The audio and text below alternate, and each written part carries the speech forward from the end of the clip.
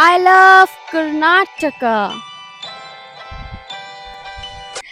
ಏನಪ್ಪ ಅದರ ಅದರದ್ವಾದ ಅದಕ್ಕೆ ಸಲಹುವಾದ ವೇಟ್ ಇರ್ಲಿ ಸಾಂಗ್ ಬಂದು ಕ್ವಾರಣ್ಯ ನೀಡವ್ವ ಕೋಳುಗಣ್ಣ ಮಾದೇವನಿಗೆ ಸಾಂಗ್ ಬರ್ತಿಲ್ಲ.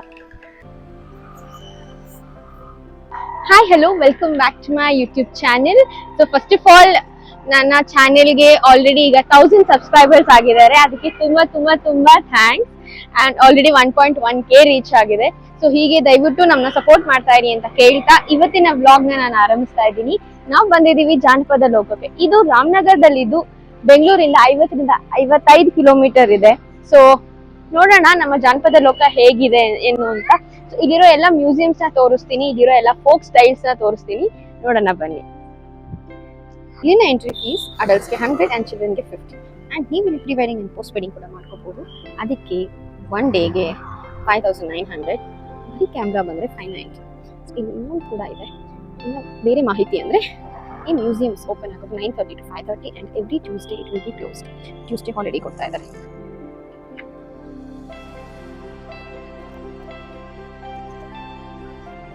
ಸೊ ಮೊದಲಿಗೆ ನಾವು ನೋಡ್ತಾ ಇದೀವಿ ಯಕ್ಷಗಾನ ಕಲೆನ.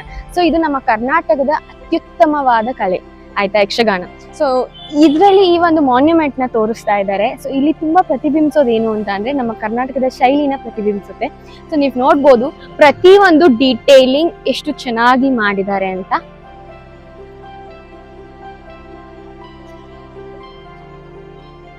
ತುಂಬಾ ಚೆನ್ನಾಗಿ ಮಾಡಿದ್ದಾರೆ. ಸೊ ನೆಕ್ಸ್ಟ್ ತೋರಿಸ್ತಿದ್ದಾರೆ ಕೊರವಂಜಿನ. ಸೊ ಕೊರವಂಜಿ ಮಾನ್ಯುಮೆಂಟ್ ನ ಇಲ್ಲಿ ಸ್ಥಾಪಿಸಿದ್ದು. ಈ ಕೊರವಂಜಿ ಬಂದ್ಬಿಟ್ಟು ನೀವು ನೋಡ್ಬೋದು ಹಳೆ ಕಾಲದಲ್ಲಿ ನಮ್ಮ ಅಜ್ಜಿಗಳ ಕಾಲದಲ್ಲಿ ಅವರವರ ಊರುಗಳಿಗೆ ಬಂದು ಕಣಿ ಹೇಳ್ತೀನವ್ವ ಕಣಿ ಅಂತ ಬರ್ತಾ ಇದ್ರಲ್ಲ, ಸೊ ಅವರೇ ಕೊರವಂಜಿ. ಸೊ ಅವರು ಒಂದು ಬುಟ್ಟಿ ಇಟ್ಕೊಂಡು ನಿಮ್ಮ ಭವಿಷ್ಯನ ಹೇಳ್ತಾ ಇದ್ರು. ಸೊ ಅದರ ಒಂದು ಮಾನ್ಯುಮೆಂಟ್ ನ ಇಲ್ಲಿ ತೋರಿಸಿದ್ದಾರೆ. ಸೊ ನೆಕ್ಸ್ಟ್ ನೋಡೋಣ.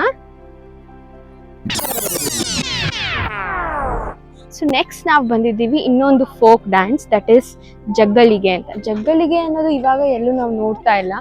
ಅದು ಇದನ್ನ ನಾನು ನಿಮಗೆ ರಿಫ್ಲೆಕ್ಟ್ ಮಾಡಬೇಕು ಅಂತ ಅಂದರೆ ನಮ್ಮ ಅಣ್ಣವರು ಹಾಡಲ್ಲಿ ಹುಟ್ಟಿದರೆ ಕನ್ನಡ ನಾಡಿಗೆ ಹುಟ್ಟಬೇಕು ಅನ್ನೋ ಸಾಂಗಲ್ಲಿ ಈ ಒಂದು ಜಗ್ಗಳಿಗೆ ಅನ್ನೋ ಒಂದು ಫೋಕ್ ಡ್ಯಾನ್ಸ್ನ ಅಣ್ಣವ್ರು ಮಾಡಿದ್ದಾರೆ. ಸೊ ಅದನ್ನ ನೀವು ನೋಡಬೇಕು ಅಂದರೆ ದಯವಿಟ್ಟು ಆ ಸಾಂಗ್ನ ಮತ್ತೆ ನೋಡಿ.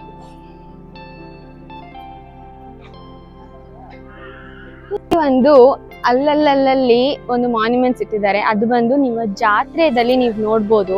ಸೊ ಇದು ಒಂದು ಜೋಕರ್, ಓಕೆನಾ. ಸೊ ಎಲ್ಲಾ ತರದ ಹಳ್ಳಿ ಜಾತ್ರೆಗಳಲ್ಲಿ ಈ ತರ ಒಂದು ವೇಷಗಳನ್ನ ಹಾಕೊಂಡು ಬಂದು ಜಾತ್ರೆ ಮಾಡ್ತಾ ಇದ್ರು, ಮಕ್ಳನ್ನ ನಗಿಸ್ತಿದ್ರು ಅಂಡ್ ಸಖತ್ತಾಗಿ ಮಜಾ ಮಾಡ್ತಿದ್ರು. ಈಗಲೂ ಕೂಡ ನಾನು ಯಾವ್ದಾದ್ರು ಈವೆಂಟ್ಸ್ ಅಲ್ಲಿ ಒಂದು ಮಾಡರ್ನೈಸ್ಡ್ ಈವೆಂಟ್ಸ್ ಅಲ್ಲೂ ಕೂಡ ಈ ತರದ ಕರೀತಾರೆ. ಸೊ ಇಲ್ಲಿ ನಂಗೆ ತುಂಬಾ ಇಷ್ಟ ಆಗಿದ್ದು ಅಂದ್ರೆ ಮೂಗು, ಜೋಕರ್ ಮೂಗು. ಸೊ ಇದು ಕೂಡ ಒಂದು ವೇಷನೇ, ಏನಿಲ್ಲ. ಈ ಒಂದು ವೇಷದಲ್ಲಿ ಬಂದ್ಬಿಟ್ಟು ಮುಖ ದೊಡ್ಡವಾದ ಒಂದು ಮಾಸ್ಕ್ ನ ಹಾಕೊಂಡು ಕುಣಿತ ಮಾಡ್ತಾರೆ. ಇದು ಕೂಡ ಪೀಪಿ ಊದೋದು. ಸೊ ಬನ್ನಿ ಮುಂದೆ ನಾನು ತೋರಿಸೋದು ಬಂದು ಒಂದು ಬಯಲು ರಂಗಮಂದಿರನ. ಸೊ ನಿಮಗ್ ಗೊತ್ತಿರೋ ಹಾಗೆ ಬಯಲು ರಂಗಮಂದಿರ ಅಂತ ಅಂದ್ರೆ ರಂಗಭೂಮಿಯ ಕಲಾವಿದರಿಗೋಸ್ಕರ ಈ ಒಂದು ರಂಗಮಂದಿರನ ಏರ್ಪಾಟ ಮಾಡಿರ್ತಾರೆ. ಸೊ ಇಲ್ಲಿ ಒಂದು ರಂಗಮಂದಿರನ ಒಂದು ಚಿಕ್ಕದಾಗಿ ತೋರಿಸಿರೋದು ಈ ಜಾನಪದ ಲೋಕದವರು. ಸೊ ಇಲ್ಲಿ ನೀವು ನೋಡ್ಬೋದು ಪ್ರತಿಯೊಂದು ಸ್ಟೆಪ್ಸ್ ಇದೆ. ಸೊ ಪ್ರತಿಯೊಬ್ರು ಸ್ಟೆಪ್ ಬೈ ಸ್ಟೆಪ್ ಕೂಡ ಕುತ್ಕೊಂಡು ಈ ಒಂದು ರಂಗಮಂದಿರದ ಸ್ಟೇಜ್ ಮುಂದೆ ಕುತ್ಕೊಂಡು ಎಲ್ಲ ನಾಟಕಗಳನ್ನ ನೋಡ್ಕೋಬಹುದಾಗಿತ್ತು. ಸೊ ಮುಂಚೆ ಯಾವುದೇ ತರಹದ ಥಿಯೇಟರ್ಸ್ ಇರ್ತಿರ್ಲಿಲ್ಲ, ಮುಂಚೆ ಯಾವುದೇ ತರಹದ ಸಿನಿಮಾಗಳಷ್ಟು ಇರ್ತಿರ್ಲಿಲ್ಲ. ಸೊ ಆಗಿನ ಕಾಲದಲ್ಲಿ ಹೇಗೆ ನಾಟಕನ ಹೇಗೆ ಎಂಟರ್ಟೈನ್ ಮಾಡ್ತಿದ್ರು ಜನಗಳಿಗೆ ಅಂದ್ರೆ ಈ ತರ ರಂಗಮಂದಿರದಿಂದ.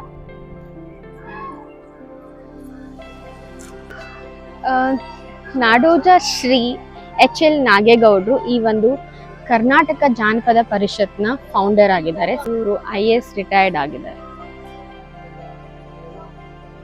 ಸೊ ಇಲ್ಲಿ ನೀವು ನೋಡ್ತಾ ಇರ್ಬೋದು ಮಧ್ಯದಲ್ಲಿ ಆ ಒಂದು ಕಂಸಾಳೆನ ಹಿಡ್ಕೊಂಡು ಡ್ಯಾನ್ಸ್ ಮಾಡ್ತಾ ಇರೋದು. ಇದು ಒಂದು ತರಹದ ಫೋಕ್ ಡ್ಯಾನ್ಸೇ. ಸಾಂಗ್ ಬಂದು ಕ್ವಾರಣ್ಯ ನೀಡವ್ವ ಕೋಳುಗಣ್ಣ ಮಾದೇವನಿಗೆ. ಶಿವರಾಜ್ ಕುಮಾರ್ ಅವರು ಮಾಡಿರೋ ಒಂದು ಜನ್ಮದ ಜೋಡಿ ಫಿಲಮ್ ಅಲ್ಲಿ ಅವರು ಈ ಒಂದು ಸಾಂಗ್ ನ ಹಾಡ್ತಾರೆ. ಸೊ ಈ ಸಾಂಗ್ ಹಾಡ್ತಾ ಹಾಡ್ತಾ ಅವರು ಹೀರೋಯಿನ್ ಮನೆ ಮುಂದೆ ಡ್ಯಾನ್ಸ್ ಮಾಡ್ತಾರೆ. ಸೊ ಅದನ್ನ ನೋಡ್ತಾ ನಿಮಗೆ ಗೊತ್ತಾಗ್ಬೋದು ಅದು ಒಂದು ಫೋಕ್ ಡ್ಯಾನ್ಸ್ ಆಗಿರೋದ್ರಿಂದ ಸೊ ಅದರ ಒಂದು ಪ್ರತಿಮೆನ ಇಲ್ಲಿ ಅವರು ತೋರಿಸ್ತಾ ಇದ್ದಾರೆ ನಮ್ಮ ಜಾನಪದ ಲೋಕದವರು. ಸೊ ಇದನ್ನ ನಾವು ಬೀಸು ಕಂಸಾಳೆ ಅಂತ ಕೂಡ ಕರಿತೀವಿ. ಮುಂದೆ ನೋಡೋಣ. ಏನಪ್ಪ ಇಷ್ಟು ರಿಲ್ಯಾಕ್ಸ್ಡ್ ಆಗಿ ಕೂತ್ಬಿಟ್ಟಿದ್ದೀನಿ ಅಂತ ಅನ್ಕೊಂಡಿದ್ರಾ? ಸೊ ನಾನು ಕೂತ್ಕೊಂಡಿರೋದು ಎತ್ತಿನ ಗಾಡಿ ಮೇಲೆ. ಸೊ ಎತ್ತಿನ ಗಾಡಿ ಬಂದು ನಿಮ್ಗೆ ತುಂಬಾ ಜನಕ್ಕೆ ಗೊತ್ತಿರುತ್ತೆ, ಅಂದ್ರೆ ಈಗಲೂ ಕೂಡ ಹಳ್ಳಿಲಿ ಇದನ್ನ ಯೂಸ್ ಮಾಡ್ತಿರ್ತಾರೆ. ಮುಂದೆ 2 ಎತ್ತನ್ನ ಕಟ್ಕೊಂಡು ಫಾರ್ಮಿಂಗ್ ಮಾಡುವಂತಹ ರೈತರು ಇನ್ನೂ ನಮ್ಮಲ್ಲಿದ್ದಾರೆ. ಸೊ ಈ ಎತ್ತಿನ ಗಾಡಿ ಬಂದ್ಬಿಟ್ಟು ಆಗಿನ ಕಾಲದ 4 ವೀಲರ್ ಅಂತಾನೆ ಹೇಳ್ಬೋದು. ಸೊ ಮುಂದೆ ಇರೋ 2 ಎತ್ತುಗಳು ಹಾಗೂ ಹಿಂದೆ ಇರೋ 2 ಗಾಡಿಗಳಿಂದ. ಸೊ ಈ ಒಂದು ಎತ್ತಿನ ಗಾಡಿ ಮುಂಚೆ ಎಲ್ಲ ನಮಗೆ ಯಾವುದೇ ಥರದ ಕಾರ್ಗಳಾಗ್ತಿರ್ಲಿಲ್ಲ, ಮಾಡರ್ನೈಸ್ಡ್ ಆಗಿ ಟ್ರಾವೆಲಿಂಗ್ ಆಗ್ತಿರ್ಲಿಲ್ಲ. ಸೊ ಹಾಗಾಗಿ ಎಲ್ಲರೂ ಕೂಡ ಎತ್ತಿನ ಗಾಡಿಗೆ ಹೋಗ್ತಾ ಇದ್ರು. ಎಷ್ಟೋ ಒಳ್ಳೆ ಒಳ್ಳೆ ಮದುವೆಗಳಿಗೆಲ್ಲ ಕೂಡ ಎತ್ತಿನ ಗಾಡಿನೇ ಬಳಸ್ತಾ ಇದ್ರು. ಸೊ ನಾವಿಲ್ಲಿ ಇವಾಗ ನೋಡ್ತಾ ಇರೋದು ಭೂತದ ಕೋಲ ಕುಣಿತ. ಸೊ ಭೂತದ ಕೋಲ ಕುಣಿತ ಈಗ ಆಲ್ಮೋಸ್ಟ್ ಎಲ್ರಿಗೂ ಗೊತ್ತಿರುತ್ತೆ.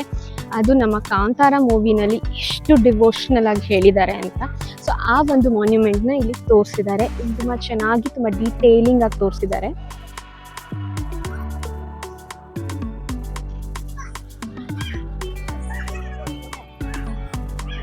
ಸೊ ಇವಾಗ ನೆಕ್ಸ್ಟ್ ನಾನು ತೋರಿಸ್ತಾ ಇರುವಂಥ ಪ್ರತಿಮೆ ಬಂದು ನಮ್ಮ ಬೆಂಗಳೂರಿನ ಕರಗ.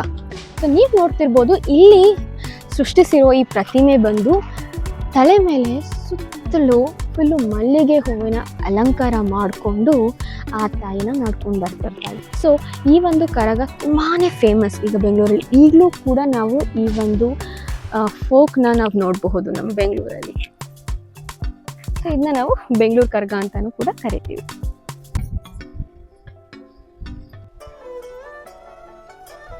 ನೆಕ್ಸ್ಟ್ ನಾವು ನೋಡ್ತಾ ಇದ್ದೀವಿ ಟ್ರೈಬಲ್ ವಿಲೇಜ್ ಅಂದ್ರೆ ಗಿರಿಜನ ಲೋಕ ಅಂತ.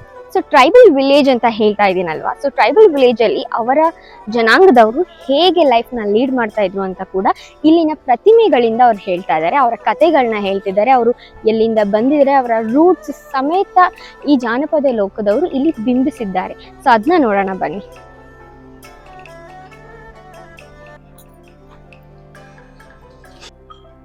ಸೊ ನೀವು ನೋಡ್ತಾ ಇದ್ದೀರಾ ಟ್ರೈಬಲ್ ವಿಲೇಜ್ನ ಫಸ್ಟ್ ಫ್ಯಾಮಿಲಿನ ನಾನು ತೋರಿಸ್ತಾ ಇದ್ದೀನಿ. ದಟ್ ಇಸ್ ಜೇನು ಕುರುಬಗಳು. ಸೊ ಜೇನು ಕುರುಬರು ಬಂದ್ಬಿಟ್ಟು ಇವರ ಇಂಟೆಲಿಜೆನ್ಸ್ ಏನು ಅಂತ ಅಂದರೆ, ಇವರು ಜೇನುಗಳು ಯಾವ ದಿಕ್ಕಲ್ಲಿ ಹಾರ್ತಾ ಇರುತ್ತಲ್ಲ, ಸೊ ಆ ದಿಕ್ಕಲ್ಲಿ ಅದನ್ನ ಸೂಕ್ಷ್ಮದಿಂದ ನೋಡಿ ಅವರ ಹಾರುವಿಕೆನ ಇವರು ಅಂದಾಜು ಮಾಡ್ತಾ ಇದ್ರು. ಸೊ ಇವರ ಮನೇನ ನಾವು ಹಾಡಿ ಅಂತಾನೂ ಕೂಡ ಕರಿತೀವಿ. ಆ್ಯಂಡ್ ಇವರು ಸುಮಾರು 210 ಹಾಡಿಗಳಲ್ಲಿ 10,200 ಜೇನು ಕುರುಬರ ಕುಟುಂಬಗಳನ್ನ ನಾವು ಈಗಲೂ ಕೂಡ ನೋಡ್ಬೋದು.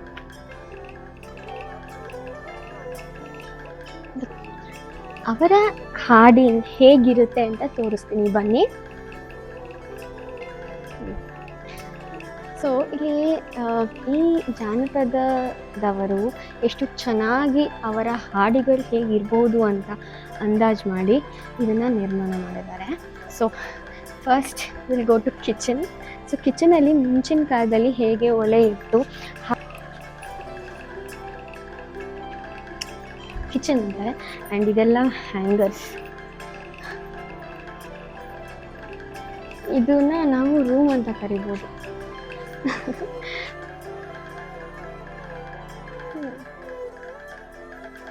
ಬನ್ನಿ ಬನ್ನಿ. ಸೊ ನಾನು ನಿಮಗೆ ಈ ಒಂದು ಜೇನು ಕುರುಬರ ಹೋಮ್ ಟೂರ್ ಮಾಡ್ತಾ ಇದ್ದೀನಿ. ಸೊ ಇದು ಲಿವಿಂಗ್ ರೂಮ್. ಸೊ ಇಲ್ಲೊಂದು ಫೋಟೋ ಇಟ್ಟಿದ್ದಾರೆ. ಇದು ಬಂದ್ಬಿಟ್ಟು ಜೇನು ಕುರುಬರ ಜೇನು ಬೇಟೆ. ಸೊ ಅವರು ಹೇಗೆ ಆ ಒಂದು ಜೇನುಗೂಡನ್ನ ಸುಡ್ತಾ ಇದ್ರು, ಹೇಗೆ ಜೇನನ್ನ ತಗೊಳ್ತಾ ಇದ್ರು ಅನ್ನೋದನ್ನು ಕೂಡ ಇಲ್ಲಿ ಹೇಳಿದ್ದಾರೆ. ಇದು ಜೇನು ಕುರುಬರ ಯುವಕರ ಬೇಟೆ ಪ್ರಹಸನ ಹೇಳ್ಬೋದು. ಸೊ ಇದು ಟ್ರೈಬಲ್ ಆಗಿರೋದ್ರಿಂದ ಅವರು ಕೂಡ ಈ ಥರ ಲೀವ್ಸ್ ಕಟ್ಕೊಂಡು ಅವರ ಕುಣಿತನ ಮಾಡ್ತಾ ಇದ್ರು. ಸೊ ಇದೇ ಅವರ ಎಂಟರ್ಟೈನ್ಮೆಂಟ್ ಆಗಿತ್ತು. ಸೊ ಅಲ್ಲಿ ಒಂದು ಫೋಟೋಲಿ ನಾವು ನೋಡಿದ್ವಿ ಅಲ್ಲ, ಬೇಟೆ ಪ್ರಹಸನ ಅಂತ. ಸೊ ಹಾಗೆ ಇತ್ತು ಇದು. ನೋಡೋಕೆ ಹಾಗೆ ಇದೆ. ನೆಕ್ಸ್ಟ್ ನಾನು ನಿಮಗೆ ಗೊಂಡರ ಮನೆಗೆ ಕರ್ಕೊಂಡು ಹೋಗ್ತಾ ಇದ್ದೀನಿ. ಸೊ ಗೊಂಡರು ಅಂತ ಅಂದರೆ ನಮ್ಮ ಉತ್ತರ ಕರ್ನಾಟಕ ಜಿಲ್ಲೆಯಲ್ಲಿ ಕೋಸ್ಟಲ್ ರೀಜನ್ಸಲ್ಲಿ ಇವ್ರನ್ನ ನಾವು ನೋಡಬಹುದು. ಹಾಗೂ ಅವರ ಗೊಂಡರ ಮನೆನ ಇಲ್ಲಿ ಪ್ರತಿಮೆನ ಅವರು ನಮ್ಮ ಜಾನಪದದವರು ಕೊಟ್ಟಿದ್ದಾರೆ ನಮಗೆ. ಆ್ಯಂಡ್ ಗೊಂಡರು ಬಂದು ಇವರು ಮಹಾಶಿವರಾತ್ರಿ ಹಾಗೂ ಹೋಳಿ ಹಬ್ಬನ ತುಂಬ ಚೆನ್ನಾಗಿ ಆಚರಿಸ್ತಿದ್ದಾರೆ. ಆಮೇಲೆ ಇವರದೇ ಆದ ಒಂದು ಕುಣಿಯುವ ಸುಗ್ಗಿ ಅನ್ನೋವಂತಹ ಡ್ಯಾನ್ಸ್ ಇದೆ. ಸೊ ಅದು ಒಂದು ಅವರ ಫೋಕ್ ಡ್ಯಾನ್ಸ್. ಆ್ಯಂಡ್ ನೀವು ನೋಡ್ತಿರ್ಬೋದು ಇಲ್ಲಿ ಮಹಿಳೆಯರ ಪ್ರತಿಮೆ ಕೂಡ ನಿರ್ಮಾಣ ಆಗಿದ್ದು. ಸೊ ಈ ಮಹಿಳೆಯರು ಗೊಂಡರ ಮಹಿಳೆಯರು ಬಂದು ತುಂಬಾ ಚೆನ್ನಾಗಿ ಹಾಡುಗಾರ್ತಿಗಳು ಅಂತ ಕೂಡ ಕರಿತೀವಿ ನಾವು. ಹಾಗೂ ಇವರ ಒಂದು ಬಣನ ನಾವು ಜಟ್ಟಿಗನ ಬಣ ಅಂತ ಕೂಡ ಕರಿತೀವಿ. ಜಟ್ಟಿಗರ ಬಣ ಅಂತ ಯಾಕೆ ಹೆಸರು ಬಂತು ಅಂದರೆ ಅವರ ವೀರ್ ದೇವರಾಗಲಿ ಅಥವಾ ಜಟ್ಟಿ ದೇವರು ಅಂತ ಕರೀತಾರೆ. ಸೊ ಈ ದೇವರು ಬಂದು ಇವರ ಗೊಂಡರ ಪ್ರಾಣ ಹಾಗೂ ಮಹಿಳೆಯರ ಮಾನನ ಕಾಪಾಡ್ತು ಅನ್ನೋ ಕಾರಣಕ್ಕಾಗಿ ಇವ್ರನ್ನ ನಾವು ಜಟ್ಟಿಗರ ಬಣ ಅಂತ ಕೂಡ ಕರಿತೀವಿ.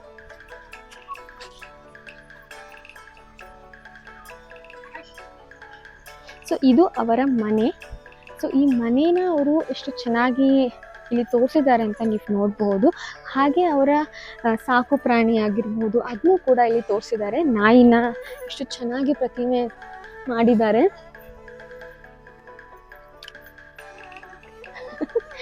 ನಿಜವಾಗ್ಲೂ ಅದನ್ನ ನೋಡಿದ್ರೆ ನಿಜವಾದ ಡಾಗ್, ನಿಜವಾದ ನಾಯಿ ಅಂತಾನೆ ಅನ್ಸುತ್ತೆ. ದೂರದಿಂದ ನೋಡಿದ್ರೆ, ಹತ್ರ ಬಂದು ನೋಡಿದಾಗಲೇ ಗೊತ್ತಾಗುತ್ತೆ ಅದೊಂದು ಪ್ರತಿಮೆ ಅಂತ. ಸೊ ನೀವು ಇಲ್ಲಿ ಹಿಂದೆ ನೋಡ್ಬೋದಲ್ಲ, ಇದರ ಒಂದು ಕುಣಿತ ಅಂತ ಹೇಳಿದ್ನಲ್ಲ. ಸೊ ಇವರು ಬೇಸಿಕಲಿ ನಾನು ಮುಂಚೆನೇ ಹೇಳಿದೆ, ಮಹಾಶಿವರಾತ್ರಿ ಮತ್ತು ಹೋಲಿ ಹಬ್ಬಕ್ಕೆ ಗೊಂಡರು ಅವರ ಕೋಸ್ಟಲ್ ರೀಜನಲ್ಲಿ ತುಂಬ ಒಳ್ಳೆ ಡ್ಯಾನ್ಸ್ ಮಾಡ್ತಾಯಿದ್ರು ಅಂತಲೂ ಕೂಡ ಹೇಳ್ತಾರೆ. ಆ್ಯಂಡ್ ಇವರ ಡ್ಯಾನ್ಸ್ ತುಂಬಾ ಫೇಮಸ್ ಡ್ಯಾನ್ಸ್ ಇನ್ ಕೋಸ್ಟಲ್ ರೀಜನ್ಸ್. ಸೊ ಇವ್ರನ್ನ ನಾವು ಗೊಂಡರು ಅಂತ ಕರಿತೀವಿ. ಸೌಂಡ್ ಬರ್ತಿಲ್ಲ. ಸೊ ಇವಾಗ ನೀವು ನೋಡ್ತಾ ಇರೋದು ಹಾಲಕ್ಕಿಯವರ ಜನಾಂಗದ ಈ ಬುಡಕಟ್ಟು ಮನೆಗಳನ್ನ. ಸೊ ಈ ಹಾಲಕ್ಕಿಯವರಂದ್ರೇನು ಅಂದರೆ ಇವರು ಉತ್ತರ ಕನ್ನಡ ಜಿಲ್ಲೆಯಲ್ಲಿ ಅಧೀಮ ಅನ್ನೋ ಒಂದು ಕೋಸ್ಟಲ್ ರೀಜನಿಂದ ಬರ್ತಾರೆ. ಸೊ ಈ ಒಂದು ಹಾಲಕ್ಕಿನವರು ಹಳೆ ಕಾಲದಲ್ಲಿ ಏನು ಮಾಡ್ತಿದ್ರು ಅಂದರೆ ಮಳೆ ಬರದೇ ಇರೋ ಟೈಮಲ್ಲಿ, ಇವರು ಆ್ಯಕ್ಚುಲಿ ಟ್ರೈಬಲ್ ಪೀಪಲೇ. ಸೊ ಮುಂಚೆ ಕಾಡು ಜನ ಆಗಿದ್ದು ಮಳೆ ಬರದೇ ಇರಬೇಕಾದ್ರೆ ಮಧ್ಯರಾತ್ರಿಲಿ ಕಾಡಿನ ಮಧ್ಯೆ ಹೋಗಿ ಮಹಿಳೆಯರು ಬೆತ್ತಳೆ ಕುಣಿತ ಮಾಡ್ತಿದ್ರಂತೆ. ಸೊ ಈಗ ಈ ಸರ್ಕಾರದವರು ಅವ್ರನ್ನ ಕಾಡಿಂದ ನಾಡಿಗೆ ಕಳಿಸಿದ್ರಿಂದ ಅವರ ವೇಷ ವಿನ್ಯಾಸ ಹೀಗಿರುತ್ತೆ. ಸೊ ಈ ಮಹಿಳೆಯರ ಕುಣಿತನ ನಾವು ತಾರ್ಲೆ ಕುಣಿತ ಅಂತ ಕರಿತೀವಿ. ಹಾಗೂ ಗಂಡಸರು ಕುಣಿದ್ರೆ ಅದನ್ನ ಸುಗ್ಗಿ ಕುಣಿತ ಅಂತ ಕರಿತೀವಿ. ಸೊ ಇವ್ರನ್ನ ಹಾಲಕ್ಕಿ ಜನ ಅಂತ ಯಾಕಂತಾರೆ ಅಂದರೆ ಇವರು ಹಾಲನ್ನ ಮಾರಿ ಅಕ್ಕಿನ ತರ್ತಾ ಇದ್ರಂತೆ ಮನೆಗೆ. ಹಾಗಾಗಿ ಇವರ ಹೆಸರನ್ನ ಹಾಲಕ್ಕಿ ಜನ ಅಂತ ಬಂತು. ಸೊ ಇವರು ಗಮಟೆ ಪದ ಅಂತ ಹೇಳ್ತಾರೆ. ಸೊ ಗಮಟೆ ಪದನ ಹೇಳೋದ್ರಲ್ಲಿ ಸಖತ್ ಫೇಮಸ್. ಸೊ ಇವರ ಎಂಟರ್ಟೈನ್ಮೆಂಟೇ ಬಂದು ಗಮಟೆ. ಸೊ ಯಾವುದಾದ್ರೂ ಬಿಡು ಸಮಯದಲ್ಲಿ ಇವರು ಗಮಟೆಯನ್ನು ಹೇಳ್ತಾ ಎಲ್ಲರನ್ನೂ ರಂಜಿಸ್ತಿದ್ರಂತೆ. ಗೊಂಡರ್ನ ಇವಾಗ ತಾನೇ ನೋಡ್ಕೊಂಡು ಬಂದ್ವಿ, ಅಲ್ಲೂ ಕೂಡ ಈ ಥರ ತುಳಸಿ ಕಟ್ಟೆ ಇತ್ತು. ಸೊ ಎಲ್ಲ ತರಹದ ಮನೆಗಳಲ್ಲಿ ಟ್ರೈಬಲ್ ವಿಲೇಜ್ ಮುಂಭಾಗದ ಮನೆಯಲ್ಲಿ ನಾವು ಈ ಥರ ತುಳಸಿ ಕಟ್ಟೆನ ನೋಡ್ತೀವಿ. ಸೊ ಎಲ್ಲ ತರಹದ ಟ್ರೈಬಲ್ ಅವರು ಕೂಡ ತುಳಸಿ ಕಟ್ಟೆನ ಪೂಜೆ ಮಾಡ್ತಾರೆ. ಸೊ ಇವರ ವೇಷ ವಿನ್ಯಾಸನ ನೀವು ನೋಡಬಹುದು, ಎಷ್ಟು ಚೆನ್ನಾಗಿ ಅವರ ಸರಗಳಾಗಲಿ ಅವರು ಸ್ಯಾರಿ ಹಾಕೊಳ್ಳೋ ಸ್ಟೈಲ್ ಕೂಡ ನೀವು ನೋಡಬಹುದು ಎಷ್ಟು ಭಿನ್ನವಾಗಿದೆ ಅಂತ. ಸೊ ಇವ್ರನ್ನ ನಾವು ಹಾಲಕ್ಕಿ ಒಕ್ಕಲಿಗರು ಅಂತ ಕರಿತೀವಿ. ಸೊ ನೆಕ್ಸ್ಟ್ ನಾವು ನೋಡ್ತಿರೋ ಮನೆ ಬಂದು ಗೌಳಿಗರು ಬಂದು ಮಹಾರಾಷ್ಟ್ರ ಗೋವಾದಿಂದ ಮೈಗ್ರೇಟ್ ಆಗಿ ಬಂದಿದ್ದಾರೆ. ಸೊ ಇವ್ರನ್ನ ನಾವು ಗೌಳಿಗರೇ ಅಂತ ಯಾಕೆ ಕರಿತೀವಿ ಅಂದರೆ ಈಗಿನ ಕಾಲದ ವೆಟ್ರಿನರಿ ಡಾಕ್ಟರ್ಸ್ ಇವರು ಆಗಿನ ಕಾಲದಲ್ಲೇ ಆಗಿದ್ರು. ಸೊ ಇವರು ಪಶು ಚಿಕಿತ್ಸಾಲಯ ಹಾಗೂ ಎಮ್ಮೆಗಳನ್ನ ಸಾಕಿ ಅದರಿಂದ ಬರೋ ಹಾಲನ್ನ ಉತ್ಪನ್ನ ಮಾಡೋದೇ ಇವರ ಮುಖ್ಯ ಉದ್ಯೋಗ ಆಗಿತ್ತು. ಹಾಗೂ ಆ ಹಾಲನ್ನ ಆಗಲಿ, ಮಜ್ಜಿಗೆ ಆಗಲಿ, ಆಮೇಲೆ ತುಪ್ಪ ಆಗಲಿ ಅದನ್ನೆಲ್ಲ ಕೂಡ ಮಾರಾಟ ಮಾಡಿ ಇವರು ಅವರ ಜೀವನನ ನಡೆಸ್ತಾ ಇದ್ರು. ಸೊ ಇವರು ಯಾವ್ಯಾವ ಹಬ್ಬನ ಆಚರಿಸ್ತಿದ್ರು ಅಂದರೆ ಹೋಳಿ ಹಬ್ಬ ಆಗಿರ್ಬೋದು, ದೀಪಾವಳಿ, ಹುಣ್ಣಿಮೆ, ಆಮೇಲೆ ಅವರ ಮೇನ್ ಹಬ್ಬ ಬಂದು ಭೂಯಿಂ ಪೂಜಾ ಅಂತಾರೆ. ಸೊ ಈ ಒಂದು ಹಬ್ಬಗಳನ್ನ ಆಚರಿಸ್ತಿದ್ರು. ಸೊ ಈಗೀಗ ಅಲೆಮಾರಿತನ ನಿಲ್ಲಿಸ್ಬಿಟ್ಟು ಒಂದೇ ಕಡೆ ನೆಲೆಸಿದ್ದಾರಂತೆ. ಸೊ ಇವರ ಒಂದು ಸಾಂಸ್ಕೃತಿಕಗಳು ತಮ್ಮದೇ ಆದ ವಿಶಿಷ್ಟ ಆಚರಣೆಯೊಂದಿಗೆ ಅವರ ಎಲ್ಲ ತರಹದ ಹಬ್ಬಗಳನ್ನ ಆಚರಿಸ್ತಿದ್ರು. ಸೊ ಇವ್ರು ನಾನು ಹೇಳ್ದಂಗೆ ಮಹಾರಾಷ್ಟ್ರ ಆ್ಯಂಡ್ ಗೋವಾದಿಂದ ಮೈಗ್ರೇಟ್ ಆಗಿ ಬಂದು ಇವಾಗ ಇವ್ರನ್ನ ನಾವು ಎಲ್ಲೆಲ್ಲಿ ನೋಡ್ಬೋದು ಅಂದರೆ ಶಿವಮೊಗ್ಗ ಚಿತ್ರದುರ್ಗ ಆಗಿರ್ಬೋದು, ಧಾರವಾಡ, ಬೆಳಗಾಂ, ಚಿಕ್ಕಮಗಳೂರು ಹಾಗೂ ಉತ್ತರ ಕರ್ನಾಟಕ ಡಿಸ್ಟ್ರಿಕ್ಟ್ಸಲ್ಲೆಲ್ಲ ನೀವು ಗೌಳಿಗರನ್ನ ನೋಡಬಹುದು. ಸೊ ಇಲ್ಲಿ ನೀವು ನೋಡ್ತಿದ್ದ ಹಾಗೆ ಇಲ್ಲಿ ಒಂದು ಮಹಿಳೆಯನ್ನ ಪ್ರತಿಮೆನ ಹಾಕಿದ್ದಾರೆ. ಸೊ ನಾವು ಈಗಿನ ಕಾಲದಲ್ಲಿ ಸೋಪು, ವಿಮ್ ಆಗಿರಬಹುದು, ಆಮೇಲೆ ಯಾವ್ಯಾವ ಥರದ ಪಾತ್ರೆ ಸೋಪ್ಗಳನ್ನ ನಾವು ಯೂಸ್ ಮಾಡ್ತಿದ್ವಲ್ಲ, ಸೊ ಆ ಒಂದು ಕಾಲದಲ್ಲಿ ಅವರು ಅಡುಗೆ ಮಾಡ್ತಿದ್ದ ಒಲೆಯಿಂದ ಬಂದಿರೋ ಬೂದಿನ ತಗೊಂಡು ಅವರ ಪಾತ್ರೆನ ತಿಕ್ತಾ ಇದ್ರು. ಸೊ ಅದು ತುಂಬಾ ಕ್ಲೀನ್ ಆಗ್ತಿತ್ತು ಕೂಡ. ಆ್ಯಂಡ್ ಇನ್ನೂ ಒಂದು ಪ್ರತಿಮೆ ತೋರಿಸ್ತೀನಿ. ಅದು ನಾನು ಹೇಳ್ದಂಗೆ ಇವರ ಮುಖ್ಯ ಉದ್ಯೋಗ ಬಂದ್ಬಿಟ್ಟು ಎಮ್ಮೆಗಳನ್ನ ಸಾಕ್ತಿದ್ರು ಹಾಗೂ ಅದರಿಂದ ಬರುವಂತಹ ಹಾಲನ್ನ ಅವರು ಉತ್ಪನ್ನ ಮಾಡಿಕೊಂಡು ಅಥವಾ ಮಾರಿ, ಇದು ಒಂದು ಅವರ ಮೇನ್ ಉದ್ಯೋಗ ಆಗಿರ್ತಿತ್ತು. ಸೊ ಅದರ ಪ್ರತಿಮೆ ಕೂಡ ಇಲ್ಲಿ ಅವರು ತೋರಿಸಿದ್ದಾರೆ.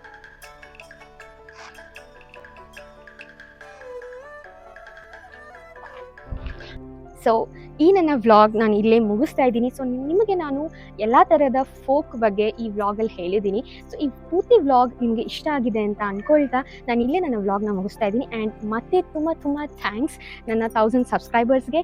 ದಯವಿಟ್ಟು ಹೀಗೆ ಸಪೋರ್ಟ್ ಮಾಡ್ತಾ ಇರಿ. ಆ್ಯಂಡ್ ಆ 1000 ಇರೋದು 1000K ಆಗಲಿ, ಪ್ಲಸ್ K ಆಗಲಿ ಅಂತ ನಾನು ಮ್ಯಾನಿಫೆಸ್ಟ್ ಮಾಡ್ತಾ ಇದ್ದೀನಿ ಇವಾಗ. ಆ್ಯಂಡ್ ದಯವಿಟ್ಟು ಈ ಒಂದು ಜಾನಪದ ಲೋಕಕ್ಕೆ ದಯವಿಟ್ಟು ಬನ್ನಿ. ಯಾಕಂದರೆ ಇಲ್ಲಿರೋ ಎಲ್ಲ ಕೆಲಸಗಾರರು ಇರಬಹುದು, ನಾವು ನೋಡ್ತಿದ್ದಂಗೆ ತುಂಬಾ ಕಷ್ಟಪಟ್ಟು ಜನಗಳಿಗೆ ಈ ಒಂದು ಜಾನಪದದ ಲೋಕನ ಪ್ರತಿಮೆಗಳಾಗಿ ನಿಮ್ಮ ಮುಂದೆ ಇಡ್ತಾ ಇದ್ದಾರೆ. ಯಾಕಂದರೆ ಈಗಿನ ಜನಾಂಗದವ್ರಿಗೆ ಈ ಒಂದು ಎಲ್ಲ ಫೋಕ್ ಬಗ್ಗೆ ಗೊತ್ತಿರಬೇಕು ಅನ್ನೋ ಒಂದೇ ಕಾರಣದಿಂದ, ಆ್ಯಂಡ್ ಈ ಒಂದು ಜಾನಪದದ ಟಚ್ ಯಾವತ್ತೂ ಬಿಟ್ಟು ಹೋಗಬಾರ್ದು ಅನ್ನೋದಕ್ಕೆ ಈ ಒಂದು ಜಾನಪದ ಲೋಕನ ರಾಮನಗರದಲ್ಲಿ ಸೃಷ್ಟಿಸಿದ್ದಾರೆ. ಸೊ ಪೂರ್ತಿಯಾಗಿ ನೋಡಿದ್ದೀರಾ ಅಂತ ಭಾವಿಸ್ತಾ, ಪ್ಲೀಸ್ ರಾಮನಗರಕ್ಕೆ ಬನ್ನಿ. ಬೆಂಗಳೂರಿಂದ ಜಸ್ಟ್ 50 to 55-60 ಕಿಲೋಮೀಟರ್ಸ್ ಅಷ್ಟೇ ಇರೋದು. ದಯವಿಟ್ಟು ಬಂದು ಒಂದು ವೀಕೆಂಡ್ ನೀವು ಇಲ್ಲಿ ಟೈಮ್ ಸ್ಪೆಂಡ್ ಮಾಡ್ಬೋದು. ನಿಮಗೆ ನಿಜವಾಗ್ಲೂ ಖುಷಿ ಆಗುತ್ತೆ. ಈ ಮನೆಗಳಲ್ಲೆಲ್ಲ ತುಂಬ ತಂಪಾಗಿದ್ದು ನಿಮಗದು ತುಂಬಾ ಒಳ್ಳೆ ಫೀಲ್ ಬರುತ್ತೆ. ನಾವು ಈ ಥರದ ಒಂದು ಮನೆಗಳಲ್ಲಿ ಇರಬೇಕಿತ್ತು ಅನ್ನೋಷ್ಟು ಫೀಲ್ ತುಂಬ ಚೆನ್ನಾಗಿ ಕೊಡುತ್ತೆ. ಎಸ್, ಸೊ ನಾನು ಇಲ್ಲಿ ನನ್ನ ವ್ಲಾಗ್ನ ಮುಗಿಸ್ತಾ ಇದ್ದೀನಿ. ಬಿಟ್ಟರೆ ಮಾತಾಡ್ತಾನೆ ಇರ್ತೀನಿ. Okay guys, bye, thank you.